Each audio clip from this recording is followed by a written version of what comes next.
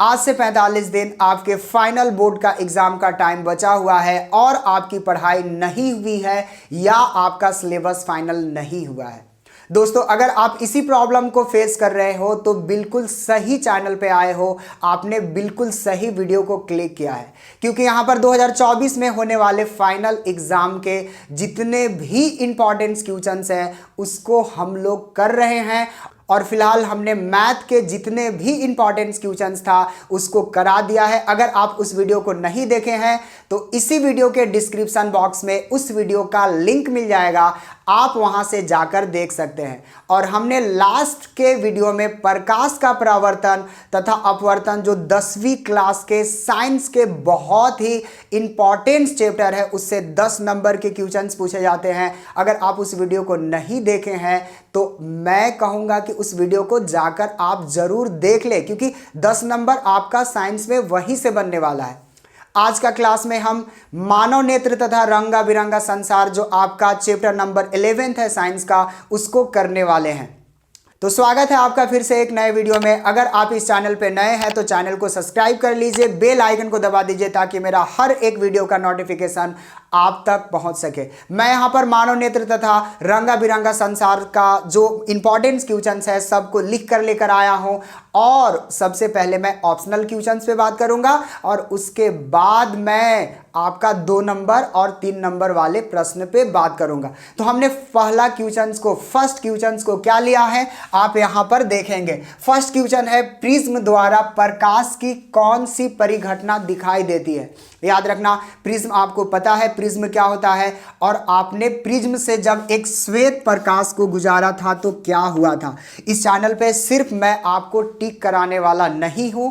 मैं अगर कोई भी ऑप्शनल क्वेश्चन का, अगर मान लो कि अगर बी ऑप्शन है तो क्यों है उस चीज को मैं बहुत अच्छे से एक्सप्लेन करूंगा, मतलब एक्सप्लेन करके रीजन देकर मैं उसको टिक करूंगा। ऐसा नहीं कि मतलब ऐसे ही इसको कर लिया और बोल दिया कि देखो ये होता है, इसको याद कर लो, ऐसा बिल्कुल भी हम करने वाले नहीं हैं। तो यहां पर पहला क्वेश्चन क्या आ रहा है, फर्स्ट क्वेश्चन क्या आ रहा है कि प्रिज्म द्वारा प्रकाश की कौन सी परिघटना दिखाई देती है। आपको प्रिज्म पता है ना क्या होता है। जब एक प्रिज्म से श्वेत प्रकाश को गुजारा जा रहा था तो याद करो इससे 7 कलर निकल रहे थे, याद आ रहा है क्या। और 7 कलर में मतलब हो क्या रहा था, क्या वहां पर परावर्तन हो रहा था, अपवर्तन हो रहा था, वर्ण विक्षेपन। भाई वर्ण ही विक्षेपन हो रहा था ना। वर्ण विक्षेपन क्यों, क्योंकि वहां पर ये जब श्वेत प्रकाश को मार रहे थे तो उसका जो रंग था, कलर था, वो 7 अलग अलग रंगों में बढ़ जा रहे थे। तो वहां पर क्या हो रहा था, वर्ण का विक्षेपन हो रहा था। नन ऑफ दीज नहीं होगा इसका, ये वर्ण विक्षेपन होगा। ठीक है, अगला क्वेश्चन आ रहा है कि जरा दृष्टि दोष किस प्रकार के लेंस द्वारा ठीक किया जा सकता है। आपको पता है ना कि दृष्टि दोष जो होते हैं वो 3 प्रकार के होते हैं। एक होता है निकट दृष्टि दोष, दूसरा होता है दूर दृष्टि दोष, और एक होता है जरा दूरदृष्टिता। तो यहां पर सवाल क्या बोला, सवाल बोला कि जरा दृष्टि दोष, मतलब ये क्या है, दोनों प्रॉब्लम है। मतलब एक इंसान है जिसको नजदीक का वस्तुएं भी नहीं दिख रही हैं और दूर के वस्तुएं भी उसे दिखाई नहीं दे रही है, तो मतलब उसको दोनों प्रॉब्लम है। तो सवाल यहां पर क्या बोल रहा है कि जरा दृष्टि दोष किस प्रकार के लेंस द्वारा ठीक किया जा सकता है। आपके सामने ऑप्शंस है, अवतल लेंस। भाई प्रॉब्लम दोनों है, मतलब निकट का भी नहीं दिख रहा है, दूर वाला भी नहीं दिख रहा है। तो अगर निकट और दूर वाला नहीं दिख रहा है तो करेगा क्या हो, मतलब उसमें उत्तल लेंस का भी इस्तेमाल करेगा और अवतल लेंस का भी इस्तेमाल करेगा। और जब उत्तल अवतल दोनों लेंस को एक ही चश्मा के अंदर हम सेट करेंगे तो उसे क्या कहा जाएगा, ड्यूफोक्सी लेंस। क्या कहा जाता है, ड्यूफोक्सी लेंस। तो जरा दृष्टि दोष को ठीक करने के लिए कौन सा लेंस का इस्तेमाल करेंगे, ड्यूफोक्सी लेंस का इस्तेमाल करेंगे। ठीक है, अच्छा, उसके बाद यहां पर खतरे का निशान किस रंग का होता है। देखो कितना सिंपल क्वेश्चन है, खतरे का निशान किस प्रकार का होता है। आपने ट्रैफिक में देखा होगा, या आप अगर ट्रेन में सफर करते हैं तो वहां पर देखते हैं जो लाइटें लगी होती है वो भी रेड कलर का लगा होता है, या आप बाइक में देखते हो जो पीछे का लाइट होता है उसमें भी रेड कलर लगा होता है। सवाल यहां पर यह है कि रेड ही कलर क्यों, जबकि मेरा फेवरेट कलर पिंक हो सकता है या और कोई इंसान का फेवरेट कलर कोई और कलर हो सकता है, तो फिर रेड क्यों।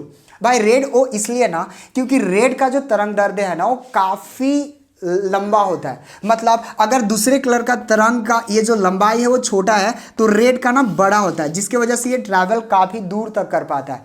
और वो वस्तु ना आपको मतलब दूर से ही दिखाई देगा कि वहां पर खतरा है, वहां पे जाना नहीं है। तो कौन सा कलर का इस्तेमाल करते हो आप? लाल कलर का इस्तेमाल करते हो, रेड कलर का इस्तेमाल करते हो। हमेशा कहीं पर भी देखोगे जहां पर खतरे का निशान होगा वहां पर रेड कलर से ही बनाई जाती है, रेड कलर ही दिया जाता है। अगला क्वेश्चन कौन सा है? हमारे नेत्र में किस हमारे नेत्र में लेंस होता है। हमारे नेत्र में कौन सा लेंस होता है भाई? हमारे नेत्र में जो लेंस होता है ना वो अवतल लेंस होता है, उत्तल लेंस होता है, समतल लेंस होता है या द्विफोक्सी लेंस होता है। हमारे नेत्र में ना उत्तल लेंस होता है, ये याद रखेंगे। अच्छा, इसमें मैं कोई भी लॉजिक नहीं दे सकता, कोई भी रीजन नहीं दे सकता, बस होता है तो होता है, मैं क्या कर सकता हूँ? होता है ना, होता है, उत्तल लेंस होता है, तो मैं इसमें क्या कर सकता हूँ? ठीक है। अच्छा, आगे क्या है? आंख के लेंस की वक्रता त्रिज्या को नियंत्रित कर सकता है। अच्छा, ये क्वेश्चन में बहुत ज्यादा स्टूडेंट लोग कंफ्यूज हो जाते हैं कि आंख की क्या लिखा है कि आंख के लेंस की वक्रता त्रिज्या को नियंत्रित कर सकता है। सारे लोग क्या करते हैं? पुतली को मारते हैं। भाई पुतली नहीं होगा, पुतली जो है वो प्रकाश को नियंत्रित करता है। अगर प्रकाश कम आ रहा है तो आपकी आंखें ऐसा खुल जाएगा, और अगर आपकी प्रकाश उस रूम में हो जहां पर प्रकाश कम आ रहा है तो आंखें खुलेंगे, और अगर आप प्रकाश बहुत ज्यादा आ रहा है तो आपकी जो आंखों के साइज है ना वो छोटा हो जाएगा। ठीक है, चूंकि क्या करता है ना, पुतली जो है वो प्रकाश को नियंत्रित करता है। तो यहां पर पुतली तो बिल्कुल भी नहीं होगा, दृष्टिपटल नहीं होगा। दृष्टिपटल काहे का होगा? दृष्टिपटल तो होगा ही नहीं। रीजन बताओ ना। दृष्टिपटल वो तो जाकर वहां पर ये बनता है ना भाई, क्या बनता है उसका? प्रतिबिंब बनता है। तो ए बी यहां पर हो जाएगा सी, और यहां पर पक्षमाभिमांसपेशिया, ये आपका आंसर सही होगा। तो मतलब मैंने क्या किया देख सकते हो, आंख के लेंस की वक्रता त्रिज्या को नियंत्रित करता है। कौन करता है भाई? पक्षमाभिमांसपेशिया। ठीक है, इसको ये टिक करेंगे, यानी ऑप्शन नंबर सी हो जाएगा। अगर आप इसे नोट करना चाहते हैं तो वीडियो को रोक लो, आप इसका एक बार स्क्रीनशॉट भी ले सकते हो, या तो फिर अगर आप नोटबुक में अपना नोट, हम लोग कहेंगे ना, नोट कर लो। क्योंकि ये जितने भी क्वेश्चन है ना वो हर वर्ष मतलब 2010 से लेकर 2020 तक के फाइनल एग्जाम में पूछ ही चुका है। मतलब यहां पर मैं जितने भी क्वेश्चन लेकर आ रहा हूं ना वो पूछा हुआ ही क्वेश्चन लेकर आ रहा हूं। ऐसा नहीं कि कोई भी क्वेश्चन को उठाया और आपके सामने लाकर रख दिया कि भाई देख ले ये इंपॉर्टेंट क्वेश्चन है, ऐसा बिल्कुल भी नहीं है। ये सब के सब इंपॉर्टेंट क्वेश्चन है क्योंकि ये पूछा गया है एग्जाम में। आप इसे नोट करें, करते हैं इसका अगला पार्ट। उसी चैप्टर से और क्वेश्चंस को देखते हैं। हमने क्या किया है, फर्स्ट क्वेश्चन यहां पर लिया है, स्पष्ट दृष्टि की अधिकतम दूरी का मानक मान है। देखो, अधिकतम दूरी होता है और एक होता है न्यूनतम दूरी। अधिकतम दूरी सोच कर देखो, आप ना कहीं पे खड़े हो जाओ और सामने देखो कितना दूर तक देख सकते हो। आप याद रखें, आप ना इनफाइनाइट देख सकते हैं, मतलब आप अनंत तक देख सकते हैं। आप हमेशा अनंत तक देख सकते हैं। ऐसा नहीं कि 10 मीटर तक देख सकते हैं, 50 मीटर तक देख सकते हैं, 100 मीटर तक देख सकते हैं, आप अनंत तक देख सकते हैं। मतलब आपकी आंखें न जाने कहां तक देख सकती है। ठीक है, इसलिए वहां पर क्या आंसर देंगे? अनंत देंगे। इसका सेकंड क्वेश्चन है, अवतल लेंस के चश्मे का उपयोग करके किस दृष्टि दोष को दूर किया जा सकता है? किस दृष्टि दोष को दूर किया जा सकता है? याद रखना, दो प्रकार का लेंस, अगर आपकी आंखें खराब होंगी तो दो प्रकार से हो सकता है, या एक और प्रॉब्लम हो सकता है। तो मैं अभी दो प्रकार पे बात करूंगा। याद रखना, अगर आपकी आंखें खराब होंगी तो हो सकता है कि उसमें आपका दो प्रॉब्लम है, या आपका निकट दृष्टि दोष में प्रॉब्लम है या दूर दृष्टि दोष में प्रॉब्लम है। तो यहां पर सवाल यह बोल रहा है कि अवतल लेंस का इस्तेमाल करना है, और अवतल लेंस का इस्तेमाल करके आप कौन से प्रॉब्लम को ठीक कर सकते हो? निकट दृष्टि दोष को ठीक कर सकते हो। क्या क्या ऑप्शंस है? निकट दृष्टि दोष, दीर्घ दृष्टि दोष और जरा दीर्घ दृष्टि दोष, या नन ऑफ दिस। आपको पता होना चाहिए निकट दृष्टि दोष किसे कहते हैं। जब निकट की वस्तु साफ साफ दिखे और दूर के वस्तु साफ साफ ना दिखे तो उसे कहा जाता है निकट दृष्टि दोष। और दूर दृष्टि दोष क्या है? जब दूर के वस्तु साफ साफ दिखे और नजदीक के वस्तु साफ साफ ना दिखे तो उसे कहा जाता है दूर दृष्टि दोष। अब सोच कर देखो, यहां पर हो क्या रहा है कि यहां पर अवतल लेंस का इस्तेमाल किया जा रहा है। तो अवतल लेंस का जो इस्तेमाल किया जाता है वह हमेशा निकट के वस्तु तो साफ साफ दिखता है परंतु दूर के वस्तु साफ साफ नहीं दिखता है। तो ऐसे प्रॉब्लम को ठीक करने के लिए हमेशा अवतल लेंस का इस्तेमाल किया जाता है, अवतल। ठीक है, तो आप कौन सा टिक कर लेंगे? इसका जो आंसर होगा वह आपका निकट दृष्टि दोष होगा, और इस दोष को ठीक करने के लिए अवतल लेंस का इस्तेमाल किया जाता है। अगला क्या क्वेश्चन बोल रहे हैं, तारे का टिमटिमाना प्रकाश के किस घटना को दर्शाता है। तारे का टिमटिमाना प्रकाश के किस घटना को दर्शाता है। आपको पता है तारे टिमटिमाते हैं, अभी ठंडी का मौसम चल रहा है, आप अपने छत पे जा सकते हो, तारों को देख सकते हो कि वह तारे ना टिमटिमा रहे हैं। तो सवाल यहां पर यह बनता है कि किस घटना के कारण तारे टिमटिमा रहे हैं। ऑप्शंस आपके सामने है, प्रकाश का अपवर्तन, प्रकाश का परावर्तन, या प्रकाश का परिकिरणन, या इनमें से कोई नहीं। तारे हमेशा प्रकाश के अपवर्तन के कारण ही टिमटिमाते हैं। तो इसका आंसर क्या होगा, प्रकाश के अपवर्तन के कारण ना तारे टिमटिमाते हैं। और ये सवाल ना अभी 1 नंबर का है, हो सकता है ना कि 2 नंबर का भी सवाल पूछ लेता है, थोड़ा लिखने उखने वाला टाइप का, तो वहां से भी आपको पूरा लिखना है कि प्रकाश के अपवर्तन के कारण ना तारे टिमटिमाते हैं। और उसके कई सारे एनसीईआरटी में एक पिक्चर था, उसको आप देख सकते हो, और पूरा आपके टीचर लिखवाए भी होंगे कि किस घटना के कारण ऐसा होता है।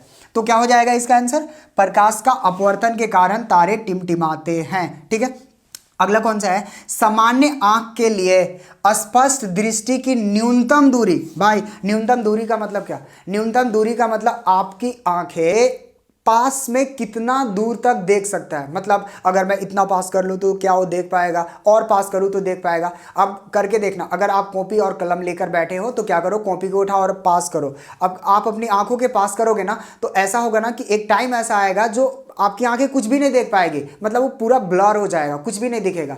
तो वह कितना सेंटीमीटर होना चाहिए या कितना मीटर होना चाहिए, तो याद रखना ऑप्शन है आपका 25 मीटर, 25 सेंटीमीटर, या 50 सेंटीमीटर, या 100 सेंटीमीटर।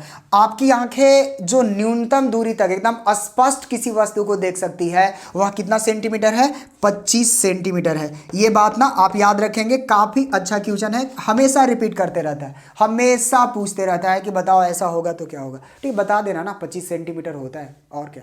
ठीक है, अगला क्या सवाल बोल रहा है, मानव नेत्र का वह भाग जिस पर किसी वस्तु का, यहां पर छूट गया है, ठीक है, जिस पर किसी वस्तु का प्रतिबिंब बनता है।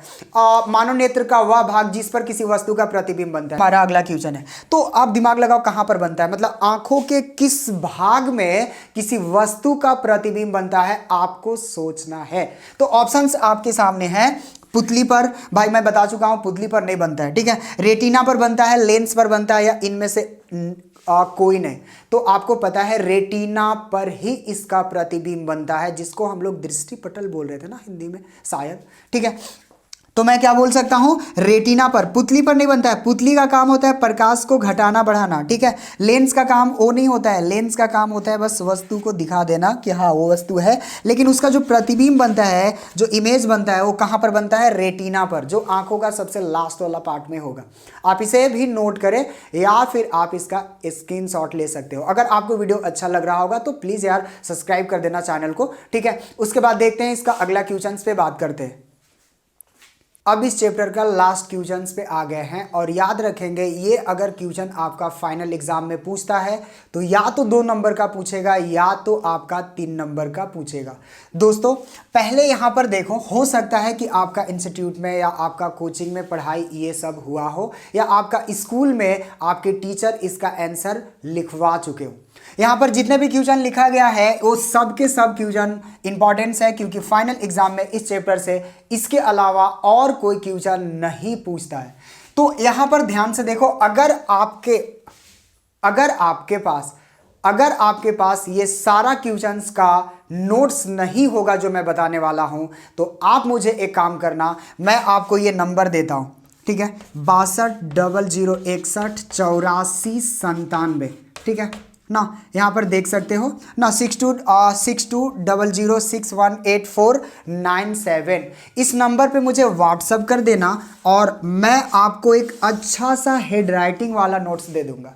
अगर आपके पास नोट्स नहीं होगा और आप चाहते हो कि नहीं मुझे अब मैं याद कैसे करूं या मुझे पढ़ना है मैं कैसे करूं, तो उसके लिए आपको कुछ नहीं करना, सिर्फ इस नंबर पे आपको व्हाट्सएप कर देना है। मैं आपको एक अच्छा हेड राइटिंग्स का नोट्स सेंड कर दूंगा बिल्कुल फ्री में। आप चले अब यहाँ पर चले अब सवाल को समझ लेते हैं और जहां तक हो सके, क्योंकि मैं सबका आंसर तो नहीं दे सकता, वीडियो बहुत बड़ा हो जाएगा। तो यहां पर फर्स्ट क्वेश्चन बोल रहा है निकट दृष्टि दोष क्या है, इसे कैसे दूर किया जाता है। भाई निकट दृष्टि दोष उसे कहते हैं जब निकट के वस्तु साफ साफ दिखे और दूर के वस्तु साफ साफ ना दिखे तो उसे निकट दृष्टि दोष कहा जाता है। और इसको दूर करने के लिए, मतलब इस दोष को ठीक करने के लिए अवतल लेंस का इस्तेमाल किया जाता है। बात खत्म, 2 नंबर मिल गया। ठीक है, अगर ये सवाल पूछता है तो 2 नंबर का पूछेगा, उससे तो कम का पूछने वाला नहीं है। ठीक है, अगला सवाल क्या है, सूर्योदय एवं सूर्यास्त के समय सूर्य रक्तताप क्यों प्रतीत होता है। देखो इसका जवाब ना थोड़ा सा बड़ा है, मतलब ये सवाल अगर पूछता है तो 2 से 3 नंबर का ही पूछेगा। आपको पता है कि ये अगर पृथ्वी है और सूर्य, आप बताओ पृथ्वी का मतलब आप जहां पर हो, और मतलब आप जहां पर हो मैं वहां का बात कर रहा हूं, और यहां पर सन है, तो उस समय का जो डिस्टेंस होता है ना काफी ज्यादा होता है। और यहां से बहुत सारे कलर आते हैं, आपको पता है 7 कलर आते हैं। आपको ये भी पता है कि जो कलर रेड होता है उसका तरंगदैर्घ्य काफी बड़ा होता है, और वह क्या करता है, वह ज्यादा ट्रैवल कर पाता है। इसलिए आपको सूरज डूबते समय या सूरज उगते समय, याद रखना इसमें डूबना बोला है, उगना बोला है, क्या बोला है यार यहाँ पर, सूर्योदय एवं सूर्यास्त के समय, सूर्योदय एवं सूर्यास्त के समय, वही हुआ सूरज डूबना और सूरज उगना। मतलब उगते समय और डूबते समय सूरज रक्तताप, मतलब एकदम खून की तरह क्यों ऐसा लाल लाल प्रतीत होता है। तो वो बता देना है आपको कि उस समय का डिस्टेंस काफी ज्यादा होता है, वहां से बहुत सारे आते हैं, क्या वहां से बहुत सारे तरंगे आते हैं, लेकिन वो जो रेड कलर का तरंग होता है उसकी तरंगों की लंबाई ज़्यादा होने के कारण बाकी सब के सब वो कणों से टकरा कर उधर ही रह जाते हैं, और उसका रेड कलर सिर्फ हमारी आंखों तक पहुंचता है, जिसकी वजह से वो क्या होता है, लाल कलर के दिखाई देता है। अगर आपको एकदम पूरा अच्छा से एक नोट चाहिए तो इस नंबर पर मैसेज करना। ठीक है, अच्छा यहाँ पर देखो खतरे का निशान लाल क्यों होता है, वही सेम टू सेम वही जवाब देना है। खतरे का जो कलर होता है वो लाल क्यों होता है, उसके पीछे का क्या रीजन हो सकता है। भाई आपको ये भी पता है ना कि अभी मैंने जस्ट इसका जो ऑप्शनल का क्वेश्चन समझा रहा था वहां पर तो बताया था। हाँ, अगला सवाल है नेत्र की समंजन क्षमता से क्या अभिप्राय है। ये आपका एक अच्छा क्वेश्चन है, आप इसको देख लो, ये फोकसित करता है। ठीक है ना, तो वहां पर देख सकते हो, ये थोड़ा सा आंसर बड़ा है तो आप ना इसका एक बार देख लेना। अगला क्वेश्चन हमने लिया है स्वच्छ आकाश का रंग नीला क्यों होता है। ये एक इंपॉर्टेंट क्वेश्चन है। और लास्ट निकट दृष्टि दोष एवं दीर्घ दृष्टि दोष में अंतर लिखे। आप तो इसे छोड़ ही नहीं सकते, क्योंकि निकट दृष्टि दोष और दूर दृष्टि दोष में हमेशा अंतर पूछते रहता है। तो आप इसको एक बार याद कर लेंगे, देख लेंगे, समझ लेंगे। अगला लेंस का एसआई मात्रक क्या होता है। भाई लेंस का जो एसआई मात्रक होता है ना वो डायोप्टर होता है। लेंस का एसआई मात्रक डायोप्टर होता है। तो मिलते हैं अगले वीडियो में, तब तक के लिए धन्यवाद। अगर मुझसे कोई शिकायत हो तो मैं आपको इंस्टा पर भी मिल जाऊंगा, फेसबुक पर भी मिल जाऊंगा, स्नैप पर भी मिल जाऊंगा, और इसके साथ साथ मैं ट्विटर पर भी मिल जाऊंगा। तो आप मुझे फॉलो कर सकते हो, MDH का जादू नाम का, कांटेक्ट कर सकते हैं। मेरा जो ID है वो MDH का जादू के नाम से है।